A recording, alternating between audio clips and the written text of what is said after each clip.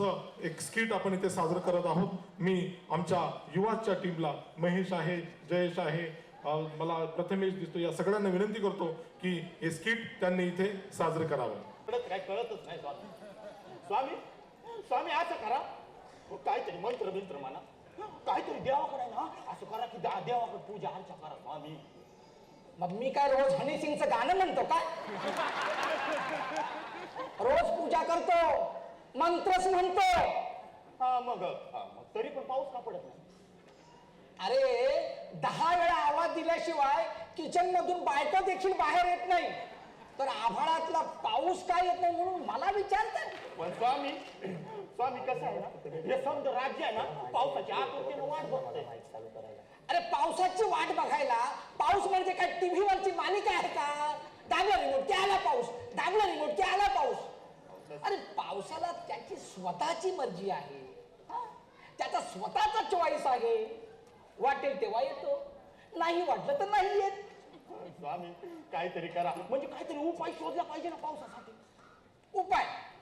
आता उपाय शोधायचा म्हणजे येरे येरे पावसा असं गाणं म्हणा. म्हणजे असं गाणं म्हणलं की पाऊस येतो? अरे एवढं कळतं म्हणजे बरीच प्रगती झाली म्हणायची की राज्यात. तसं नाही स्वामी, म्हणजे मी राजा आहे ना, तर थोडी या राज्याची काळजी घ्यायला नको का?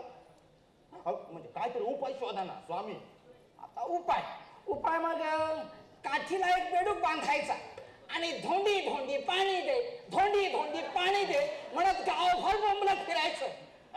गावावर बोंबलत फिरायचं. इथं गावातली समधी लोक तेच करतात, धोंडी धोंडी असंच करतात, तरी पण पावसाचा काय पत्या नाही. स्वामी आता तुम्हाला काय सांगू, गावाला पाऊसच नाही, तळच नाही, तर हे बेडकं कुठून येतील?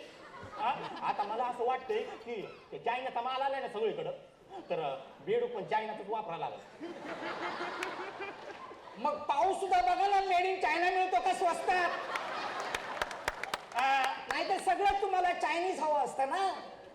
आता तेच करतो, चायनीजच करतो. अहो तुम्हाला माहिती नाही चायनाचे लोक किती डेंजर आहेत. अहो लय मारतात ते लोक. तुम्हाला सांगू का, ती लोक सुद्धा फुकट करत नाहीत. पाऊस काय फुकट पाडते? मग यज्ञ करा, यज्ञात 400-500 किलो तूप टाका. पैसे लय आले तर आमच्याकडे, आमच्या राज्यात तेवढंच करतो. 1000-500 यज्ञच करत बसतो. तूप म्हणू नका, साखर म्हणू नका, गुळ म्हणू नका, तेल म्हणू नका, नारळ म्हणू नका, समजा त्या यज्ञात वाया घालवतो. अहो एवढं सगळं करून सुद्धा पावसाचं एक थेंब नाही. इथं तुम्हाला सांगू का, इथं आबाळापेक्षा आहे ना या लोकांच्या डोळ्यातच जास्त पाणी आलंय. यायलाच पाहिजे, यायलाच पाहिजे. अरे पाऊस म्हणजे काय बापाचा माल आहे का? पाहिजे तेव्हा ये म्हणायला. अरे इथे शेजारच्या घरातला माणूस पाहिजे तेव्हा मदत करत नाही. स्वतःची बायको पाहिजे तेव्हा चहा सुद्धा देत नाही, आणि स्वतःचा पोटचा मुलगा पाणी देत नाही, आणि तो तर पाऊस आहे, आभाळात राहतो. स्वामी कसं आहे ना, पाऊस आहे म्हणून आपण आहोत. अहो या पावसाशिवाय काही आपलं खरं नाही. बायकोला सुद्धा आपण असंच म्हणतो ना. नाही नाही, माझी बायको आहे म्हणून मी आहे, बायको नसती तर माझं काही खरं नव्हतं. तुम्हाला एक गोष्ट सांगतो स्वामी, अहो माझी बायको होती म्हणून मला लोकांनी आहे ना राजा होऊच दिलं नसतं. माझी बायको होती म्हणून. म्हणजे तुम्ही राजे आहात, यात तुमच्या बायकोचा हात आहे तर? हात काय पाय पण आहे. अहो तुम्हाला काय सांगू स्वामी, अहो बायकोच्या वैतागी पायी मी रोज सकाळी उठतो. माझा 10चा टाइम असतो पण 7लाच उठतो आणि दरबारी जातो. तर लोक म्हणतात बघा बघा महाराज काय वेळेचे पक्के आहे, किती लवकर दरबारी येतात. पण तुम्हाला काय सांगू, बायकोच्या वैतागी पायी मी रोज रात्रभर काम करून उशिरा घरी जातो. तरी लोक काय म्हणतात बघा महाराज काय उशिरापर्यंत काम करतात. हो पण स्वामी तुम्हाला काय सांगू, जर एखादा माणूस आहे ना, जर एखादा माणूस रात्रभर काम करत असेल ना 18 तास, तर समजून जायचं की त्याच्या घरात काहीतरी लॉस आहे. म्हणजे ज्याची बायको कडक त्याचं काम कडक, ज्याच्या घरात भडका भडकी त्याचं काम तडका तडकी. कसं म्हणलं, 100% बरोबर आहे का नाही? पण एवढं असून पण मला सांग, आपण कधी बायकोच्या तोंडावर तिला दोष देतो का? देतो? चपलीने मार खायचे का बायकोला असं तोंडावर बोललं? अहो एक वेळ सरकारला दोष देऊ शकतो का तर माहित आहे का, सरकारचा कारभार वाईट आहे, सरकारचा कारभार गलिच्छ आहे असं म्हणू तरी शकतो. पण बायकोला बाबा अहो घरात ढिगभर कचरा जरी साठला ना तरी बायकोला म्हणता येत नाही की बाई झाडू मार. बोललं पण नाही पाहिजे, बोललं पण नाही पाहिजे. अरे ती काय आपल्या बापाची नोकर आहे? आणि घरात जर कचरा असेल ना तर तो आपणही उचलायचा असतो, लक्षात ठेव. लक्षात तर आहे ना, लहानपणापासूनच आहे. अहो बहुतेक वेळा मीच कचरा उचलतो, पण कसं या लोकांसमोर राजाला सांगणं बरं नाही ना, म्हणून जरा विषय थोडा आवडता घेतला. मग आता मला सांग, शेजारच्या पलंगावर झोपलेल्या बायकोला जर आपण बोलू शकत नाही तर आभाळातल्या पावसाला दोष देण्यात काय अर्थ आहे का? हा? आता एखाद्या रविवारी आपल्याला चांगलं चिकन हवं असेल, सुरमईची फोडी चांगली कुरकुरीत फ्राय करून हवी असेल तर बायकोला किती लाडीगोडी लावतो शनिवार पासून, किती लाडीगोडी लावतो. अरे तिच्या आवडीचं आईस्क्रीम आणावं लागतं, छोटस आईस्क्रीम लागतं आणावं, नाही म्हटलं तर तिच्या आवडीचं चॅनेल लावावं लागतं. हे पण खरं आहे स्वामी. पण कसं आहे माहिती आहे का, चांगलं चिकन खाण्यासाठी आहे ना पोल्ट्री फार्मला जेवढी चिकनची जास्त काळजी घेत नसतील ना त्याच्यापेक्षा जास्त काळजी त्या दिवशी शनिवारी बायकोची घ्यावी लागते. मग बायकासाठी तुम्ही एवढं करता, मग पावसासाठी काय करता? ज्यांनी ज्यांनी बायकोच्या डोक्यात फूल मारलंय त्यांनी आठवून बघा एक तरी झाड लावलंय का म्हणून. लक्षात ठेवा, लक्षात ठेवा. आणखीन एखाद्या वर्षात जर पाऊस नाही पडला ना तर बायकांच्या डोक्यात माळायला काडेपेटीच्या काड्या सुद्धा मिळणार नाहीत, त्या सुद्धा झाडाच्या असतात. स्वामी स्वामी काहीतरी करा, पाऊस कसा पडल देवाकडे प्रार्थना करा स्वामी. अरे आता मला सांग, तू आंब्याच्या झाडाखाली उभा आहेस आणि तुला आंबे पाहिजे तर मग काय देवाकडे प्रार्थना करतोस का? देवा आंबे पडू दे, देवा आंबे पडू दे. हे किती खोटी गोष्ट बोलतात. आता आंबे पाडण्यासाठी काय प्रार्थना करावी लागते का? अहो स्वामी कसं असतं माहितीये का, आंबे कसे आपल्या आवाक्यातले असतात ते आपण सहज असं वरी हात केला तर तोडू शकतो. अरे शेकडो वर्षापासून आपल्याला माहित आहे ना, आपण ठरवलं तर भरपूर पाऊस पाडू शकतो, फक्त झाड लावा. लावता का? आपण काय करतो, यज्ञ काय करतो, मंत्र काय म्हणतो. आता मला सांग, तुला एखादी सुंदर मुलगी पटवायची असेल तर तुम्ही काय यज्ञ नाही करत रे? काय खोटं बोलता राव, पोरगी पटवायला काय यज्ञ करावं लागतं का?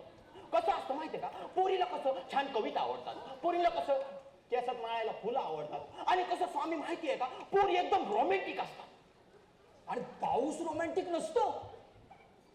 अरे या जगात जर सगळ्यात रोमॅन्टिक कोण असेल तर तो पाऊस आहे.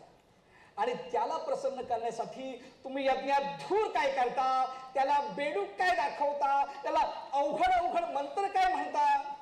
अरे प्रेयसीचं मन राखण्यासाठी प्रत्येक जण जेवढे प्रयत्न करतो ना त्याच्या 10% जरी प्रयत्न पावसासाठी केलेत ना तर हा सगळा देश सुजलाम सुफलाम होऊन जाईल. देश सुजलाम सुफलाम होईल. आणि बायकोच्या डोक्यात माळायला आपल्याला फुलं मिळतील. आणि प्रेयसीला खुश करण्यासाठी तिला जेवढे कॉल करता ना तेवढं एक झाड तरी लावलं ना तर पाऊस नक्कीच पडेल. तेवढा तो नक्कीच रोमॅन्टिक आहे. आणि आपले मुख्यमंत्री दरवर्षी विठ्ठलाकडे जातात आणि आमच्या राज्यात चांगला पाऊस पडू दे म्हणतात. तेव्हा विठ्ठल कमरेवर हात ठेवूनच रुक्मिणीकडे बघतो आणि म्हणतो, अरे माझ्या या वारकऱ्यांनी घसा फोडून फोडून तुकारामांचा संदेश दिलाय तेवढा ऐक रे बाबा. वृक्षवल्ली आम्हा सोय रे वनचरे. दरवर्षी पंढरपूरला येऊ नको, तुझ्यामुळे माझे खरे वारकरी ताटकळत उभे राहतात तासभर माझ्या भेटीला. वृक्षवल्ली आम्हा सोय रे वनचरे. वृक्षवल्ली आम्हा सोय रे वनचरे. वृक्षवल्ली आम्हा सोय रे वनचरे. वृक्षवल्ली आम्हा सोय रे तुम्हाला काय वाटलं मी राजा आहे काय मी वेड आहे अहो मी पोलीस म्हणू नका डॉक्टर म्हणू नका तलाठी म्हणू नका अहो समजा या हजारो सरकारी नोकर आहेत ना त्यांना लाख लाख रुपये पगार देतो अच्छा पण ही करायची गरजच वाटत नाही पण मला एक सोपी गोष्ट माहित नव्हती सोपी गोष्ट म्हणजे कसं आहे प्लॅन सेट केलं की झालं कसं आहे माहिती का प्लॅन सेट केलं की सगळ्या समस्यावर तोडगा भेटतो म्हणजे गुन्हा कुणी केलाय त्याचा लगेच तपास लागतो मग या पोलिसांची गरज कशाला आता तुम्हाला सांगतो हे प्लॅन सेट करायला ना मी ढेवळे पिंपळगावचे थोर विद्वान शोधून काढले त्यांनाच बोलवतो प्लॅन सेट बाबा की जय हो प्लॅन सेट बाबा की जय हो प्लॅन सेट बाबा की जय हो हो हो हो ती गेली तेव्हा हो ती गेली तेव्हा कोण कोण कोण गेली अहो कोण गेली नाही नुसत्या बायका बघत जाऊ नका जरा कवितेच्या अर्थाकडे पण लक्ष द्या अहो किती गहन अर्थ दडला आहे त्यात ही लाईट गेल्यावर काय होतं त्यावर एवढी भारी कविता लिहिली आहे मी ती गेली तेव्हा रिमझिम रिमझिम रिमझिम अहो ती तर विजेवरची कविता आहे हो मग काय झालं त्याच्यात काय झालं जाऊ द्या ना हा ते बघा ना जरा प्लॅन चेक करून काहीतरी प्लॅन चेक करू ठीक आहे अंधश्रद्धा निर्मूलन कायद्याचा विजय असो अंधश्रद्धा निर्मूलन कायद्याचा विजय असो अंधश्रद्धा निर्मूलन कायद्याचा विजय असो काय झालं प्लॅन चेक करा म्हणलं अंधश्रद्धा निर्मूलन कायद्याचा विजय असो काय बोलताय मग त्यात काय झालं कोंबडं कापणारे देवाचं नाव घेत नाहीत का कोंबडं कापणारे देवाचं नाव तर घेतात हो काय तुम्ही अंधश्रद्धा विरोधी कायद्याचं नाव घेणार काय हो जरा काहीतरी बघा प्लॅन सेट करा कोणाला तरी बोलवा कोणाला बोलू म्हणजे अहो जर या राज्यात सिंचनामुळे पाणी टंचाई आणता येऊ शकते अहो शंघाईमुळे या मुंबईचं बिहार होऊ शकतं मग मला सांगा महाराज अंधश्रद्धा निर्मूलनाचं नाव घेऊन या राज्यात प्लॅन सेट का बरं नाही होऊ शकत सांगा मला जेवढं सांगितलं तेवढं करा हो ते तुमच्या तोंडाला शोभत नाही अच्छा माझ्या तोंडाला शोभत नाही ते मग प्लॅन सेट करायसाठी मला कोणाला तरी बोलवता आलं पाहिजे मग कोणाला बोलवणार महाराज कोणाला बोलवणार महाराज हा मी काय म्हणतो महाराज तुमच्या वडिलांना बोलू का ते बरोबर सांगते बघा वडिलांना हा वडिलांना बोलूच नका का झालं मारतील पोकळ बांबू घेऊन येऊन फटके देतील आणि पहिल्या 10 शिव्या घालतील तुमच्या राज्यकारभारामुळे वाटते आमच्या राज्यकारभारामुळे नाही मग ते कसं आमचा खानदानी गुण आहे हा दिसतच आहे ना भोंगळ राज्यकारभार भोंगळ राज्यकारभार नाही मग कसं पारदर्शी राज्यकारभार वा वा वा वा वा महाराज म्हणजे केलेले सर्व घोटाळे बाहेर पडणे यालाच तुमच्या भाषेत पारदर्शी राज्यकारभार म्हणतात वाटते हो ना जाऊ द्या मला तरी काय करायचंय मी काय म्हणतो महाराज तुमच्या आईलाच बोलवतो बघा आता आईला हा माझ्या आईला बोलूच नका काय झालं काय पहिली पळत येईल अशी हा आणि म्हणून की माझ्या नावानं का कॉलेज काढलं नाही अशा शिव्या पण घालत अहो मग महाराज त्यात काय अहो तुम्ही एवढे मोठे महाराज मग आईच्या नावानं 15-20 कॉलेज काढून टाकाच की अहो म्हणलं असं तर 100-200 असे चटकन काढले असते काय म्हणतो माझी आई चौथी आई नाही माझी आई चौथी नापास अच्छा चौथी नापास अरे रे मग चौथ्या नापास बाईचं कसं कॉलेज काढायचं तुम्हीच सांगा अहो महाराज त्यात काहीच प्रॉब्लेम नाही काहीच चिंता करायची गरज नाही खरं तर असं आहे आपल्या या राज्यात जे लोक शिकत नाहीत आणि जे चौथी नापास आहेत ना ही सगळी कॉलेज त्यांच्याच नावावर आहेत अहो आपल्या या राज्यात जे लोक शिकत नाहीत तेच लोक शिक्षण सम्राट होतात आणि जे लोक शिकतात ते अशा न शिकलेल्या शिक्षण सम्राटांच्या कॉलेजमध्ये जाऊन प्राध्यापक किंवा कारकून एवढी साधी नोकरी मिळवतात बघा महाराज इथं समधी लोक येऊन मलाच बोंबलतात अहो या सामाजिक विषयावर ऐकून कंटाळा आलाय मला तुम्ही काय करा माहिती काय करू काहीतरी माझ्या आवडी निवडीचं बघा बरं बोला राजा आहे मी राजा बोला तुम्हाला काय बघा माझ्या आवडी निवडीचं असं करा हा माझी एक म्हणजे माझी एक आहे ना हिरोईन आहे हिरोईनला बोलवा हिरोईन महाराज कोणती हिरोईन हा मधुबाला वा वा वा वा वा मधुबाला महाराज लयच भारी चॉईस तुमची अरे महाराज लय भारी आहे बघ हा चला आता लय लाजू नका 1 मिनिट थांबा मधुबालाला आत्ता इतकीच्या इथे लगेच बोलवतो महाराज मधुबाला आली बोला अहो बघताय काय मधुबाला आली म्हणजे फक्त तिचा आत्मा आला अच्छा फक्त आत्मा आला होय हो मग 500 रुपयात अजून काय काय पाहिजे तुम्हाला मधुबालाकडून हा मी काय म्हणतो विचारा पटकन काय विचारायचंय ते अहो विचारा लागतंय काय तसं विचारायचं लय काय होतं हो. त्यांना तेव्हाच विचारलं असतं. मग बोला पण की. आता विचारतो. हा. त्यांना म्हणाव की तुम्ही मला लय आवडता. असं म्हणताय महाराज? मधुबाला म्हणतात जास्त चावटपणा करू नका, ती तुमच्या आजीच्या वयाची आहे, सध्या 80 रनिंग आहे तिचं. आजीच्या वयाची? हो मग ठीक आहे मग त्यांना म्हणाव की काळजी घ्या काळजी मधुबाला आजी. आजी काळजी घ्या. महाराज सांगितलं. हो काहीतरी बघा हो काहीतरी बोलवा. कुणाला बोलू? म्हणजे आता कोण नवीन येते का पाहू का? महाराज येते ना कविता येते, कविता आली. हो महाराज, अहो कविता येते म्हणजे अहो मी एक कवी आहे. कविता येते म्हणजे माझ्या आतून कविता. अच्छा तू कविता आहे. हा ओळखलत का भाऊ मला? ओळखलं की आता मीच तुम्हाला बोललो ढेंगळे पिंपळगावचे विद्वान. अहो नाही अहो ही माझी कविता आहे. ओळखलत का भाऊ मला पावसात आला कोणी? वा वा वा वा वा. ओळखलत का भाऊ मला पावसात आला कोणी? अहो ओळख ना पाळक पण लावीत होता लोणी. मी म्हंटल दादा तुम्ही पुढच्या दाराला मागा. अहो मी म्हंटल दादा तुम्ही पुढच्या दाराला मागा. तर म्हणला कसा? अहो खेळायला आलोय कॅन्डी क्रश सागा. नव्या रोगाची ही जीवघेणी साथ आहे महाराज, नव्या रोगाची ही जीवघेणी साथ आहे. काय करणार, भिकाऱ्यांची ही हाय फाय जात आहे. हो तुम्ही काय कविता करत बसलाय? चांगली. जरा प्लॅन चेक करा की बघा की कोणी येतंय का ते. म्हणजे कोण येते? म्हणजे तुम्हाला कसं पाहिजे? म्हणजे कसं पाहिजे म्हणतो का? कसं? असं म्हणजे एकदम सुंदर पाहिजे. सुंदर. दिसायला सुंदर आणि थोडी समजूतदार. म्हणजे सुंदर आणि समजूतदार पाहिजे. तर महाराज कसं आहे माहितीये का, एका वेळी एक अपेक्षा ठेवावी माणसाने. अहो सुंदर आणि समजूतदार कसं असेल बरं कोणी? आणि समजा एखादी बाई जर सुंदर असेल आणि ती समजूतदार पण असेल, मग तिची अख्खी जिंदगी या लोकांना समजून घेण्यातच जाईल ना. एक काहीतरी बोला, उगा त्या पोरीच्या बापासारखं वागू नका. पोरीचा बाप स्थळ पाहायला जातो आणि म्हणतो काय, बघतो काय, पोरगा खात्या पित्या घरचा आहे की नाही, आणि नंतर काय प्रश्न विचारतो बरं, पोरगा काय खात पित तर नाही ना. आता मला सांगा महाराज, खात्या पित्या घरचा पोरग खात पित तर असणारच ना. ठीक आहे असं करा. असं करा. बोला की माझी एक जवळ येऊ आलं. माझी एक प्रियसी आहे. वा वा वा. प्रेयसीला बोलू? माझी एक प्रियसी. ते लोक म्हणतात नाही महाराजाबद्दल, अगदी बरोबर म्हणता बघा तुम्ही. म्हणजे बापाने याला कार घेऊन दिली तरी पोरगा काय करतो, स्कूटीवाल्या पोरीचा मागे हिंडतो. फिरा तिच्या यायला मला काय करायचं. जेवढं सांगितलं तेवढं करा. बरोबर आहे, अहो, ठीक आहे. सुंदर नाव आहे तिचं माहितीये? सुंदर कसं नाव असेल मुलीचं? म्हणजे तिचं सुंदर सुमन नाव आहे. अच्छा, म्हणजे सुंदर सुमन नाव असेल. आवाज देतो महाराज, सुमन ए सुमन. हो एवढ्या प्रेमात नको. अच्छा सुमन ये बघ, महाराज तुझी आठवण काढताय. आली का? या हात पकड. महाराज सुमन आली. काय म्हणते ती बघा. काय म्हणते सुमन? महाराज तुम्ही तंबाखू सोडली का विचारते.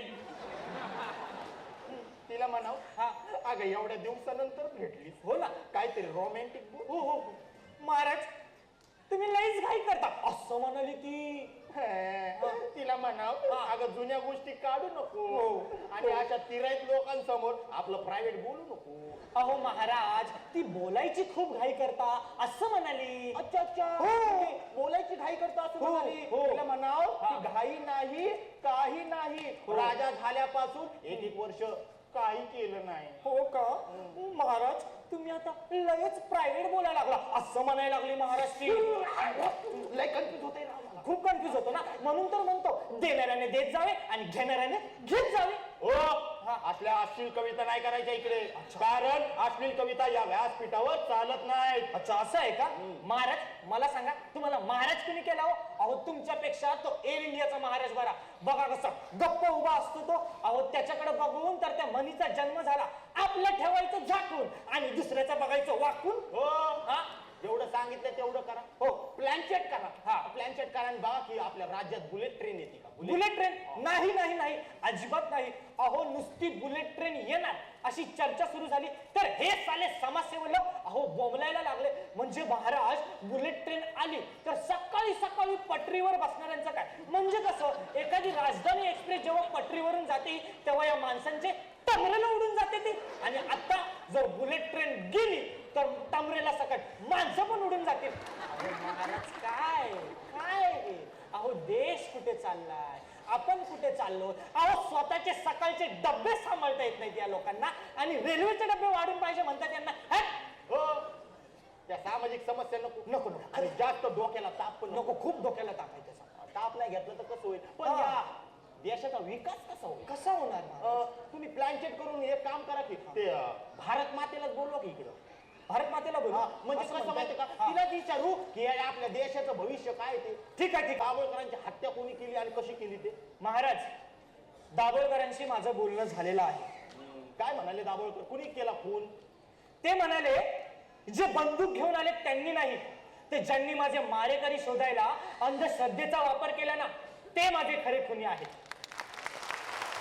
अहो ज्या ज्या घरावर आजही लिंबू आणि मिरची लटकवली जाते ते घर माझं खुनी आहे. अहो ज्या ज्या मंदिरात पशूंची हत्या केली जाते ना ते मंदिर, ते देऊळ माझं खुनी आहे. आणि महाराज लाखो लोक उपाशी असताना ज्या मंदिरात दूध नारळ यांचा वापर केला जाईल, जे तिथे वाहिला जाईल तोपर्यंत माझा खून होतच राहील असं म्हणाले ते. आणि महाराज ते अजून एक गोष्ट म्हणाले, माझ्या मारेकऱ्यांच्या आधी या महाराजांना चांगलंच फटकवा असं देखील म्हणाले ते. हो नाही नाही दाभोळकर असे बोलूच शकत नाही हो बोलूच नाही शकत. मारहाण करा तर बोलूच शकत नाही अरे बापरे, हो ना. कसं आहे मंडळी, कसं आहे महाराज, दाभोळकर असं काहीही बोलू शकत नाही. अगदी बरोबर म्हणालात तुम्ही. आणि महाराज जर प्लॅनचेट केलं ना आपण तरी ते येणार सुद्धा नाही. खरं तर हे थोतांड त्यांना कधीच मान्य नव्हतं, कधीच. अहो नरेंद्र दाभोळकर हे आपल्या आत आहेत, प्रत्येकात आहेत. अहो दाभोळकर म्हणजे आपली सत्सद विवेक बुद्धी. आणि ती जर जागृत असेल ना महाराज मंडळी, आणि ती जर जागृत असेल ना तर त्यांना वेगळं काही बोलवायची गरज नाही. नुसते रस्ते उड्डाणपूल हे बांधून देशाचा विकास होत नसतो, तर देश योग्य मार्गावर असणं जास्त महत्वाचं आहे. आणि हे जे अंधश्रद्धेचे लिंब आणून टाकलेत ना तुम्ही या सर्वांनी, आधी ते आपल्याला ओलांडायचे आहेत. तरच आणि तेव्हाच आपण आपली प्रगती करू शकतो आणि आपण आपले ध्येय गाठू शकतो.